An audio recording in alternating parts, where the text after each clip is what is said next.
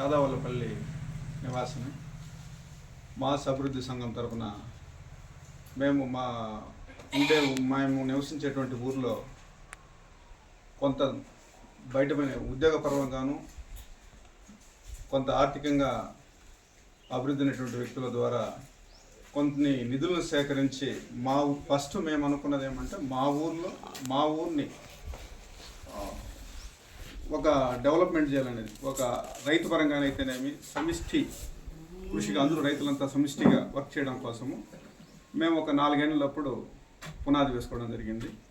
మా సంఘం తరఫున మేము ఉండడానికి ఒక స్కూల్ గవర్నమెంట్ అర్ధాంతరంగా నిలిపేసినటువంటి ఒక స్కూల్ని మా ఊర్లో చిన్న చిన్న చందాలతో 7,25,000 రూపాయలు వసూలు చేసి స్కూల్ని ఒకదాన్ని కన్స్ట్రక్షన్ చేసుకోగలిగినాము.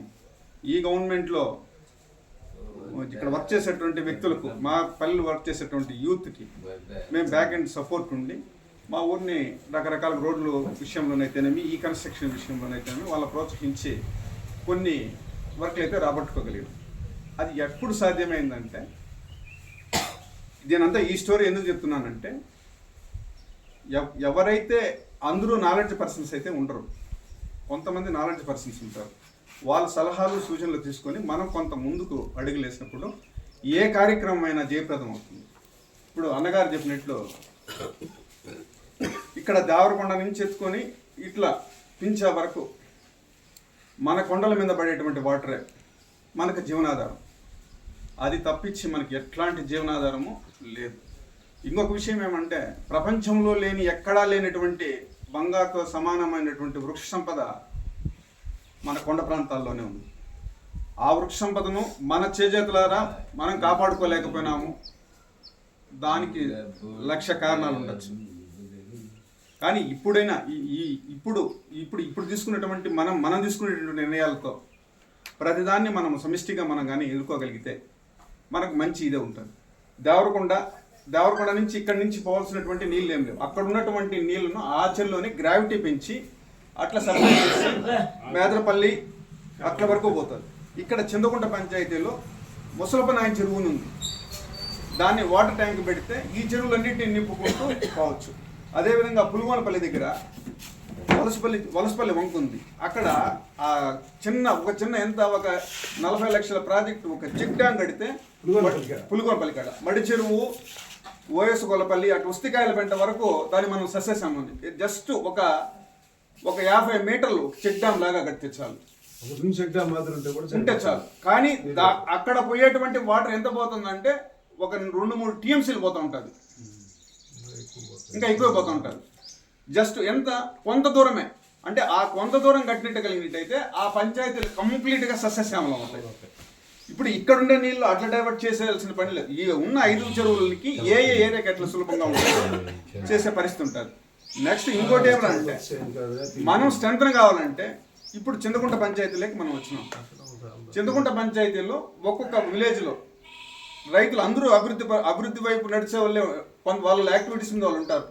పబ్లిక్ సోషల్ కాజ్ మీద వర్క్ చేసే వాళ్ళను ఒక 2-3 మనం చేసుకొని ఒక పొలిటికల్ పార్టీ దగ్గరికి పోవడానికి కానీ, ఒక అఫీషియల్ కలవడానికి పోయినప్పుడు మనం ఇండివిజువల్గా వచ్చే విధంగా ప్లాన్ చేసుకొని చేస్తే ఒక బాగుంటుంది. ఒక పంచాయతీలో ఒక 20 మంది 25 మందిని మీటింగ్లో అందరు రైతులను ఇన్వాల్వ్ చేద్దాం. ప్రతి మీటింగ్కి అందరిని రైతులను ఇన్వాల్వ్ చేద్దాం. ఒక పంచాయతీ నుంచి 20 మెంబర్స్ని కానీ మనం తీసుకొని పొలిటీషియన్స్ మీద అయితేనేమి, అఫీషియల్స్ అయితేనేమి, కలెక్టర్ అయితేనేమి మనం ప్రెజర్ తీసుకురాగలిగిన రోజు మంచి సక్సెస్ రేట్ ఉంటుంది. దీనికి ఒక ఎగ్జాంపుల్ ఏమంటే, మేము చిట్టుబాగున్న 2009 నుంచి మామిడికాయలు మేము ఇక్కడి నుంచి తామల చెరువుకు దోలేవాళ్ళం. తామల చెరువుకు దోలేటప్పుడు 24 గంటలు మాకు నిద్ర అనేది ఉండేది కాదు. అప్పుడు మేము ఒక శ్రీసిటీ నుంచి క్యాపిటల్ అనే కంపెనీ నుంచి 2 సెట్లు వేసి ఎలక్ట్రానిక్ కాటాలు పెట్టి కొంత ప్రోత్సహించిన తర్వాత మళ్ళీ సిద్ధార్థ జైన్ గారు వచ్చిన తర్వాత ఇండస్ట్రీని తెచ్చిపెట్టుకోగలిగినాం.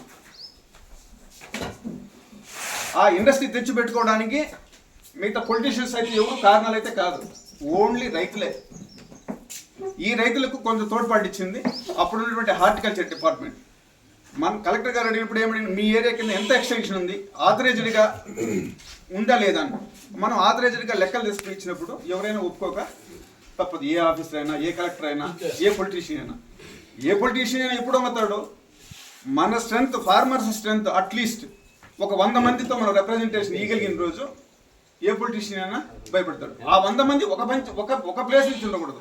ఆ 100 మంది మన మండలంలో నుంచి, వివిధ పంచాయతీల నుంచి రిప్రజెంటేషన్ చేసే విధంగా ఉన్నప్పుడు ఖచ్చితంగా ఆ పొలిటీషియన్ అనే అతను మనకు తల వంచక తప్పదు. ఇది అనుకున్నట్టు మనము రైతుగా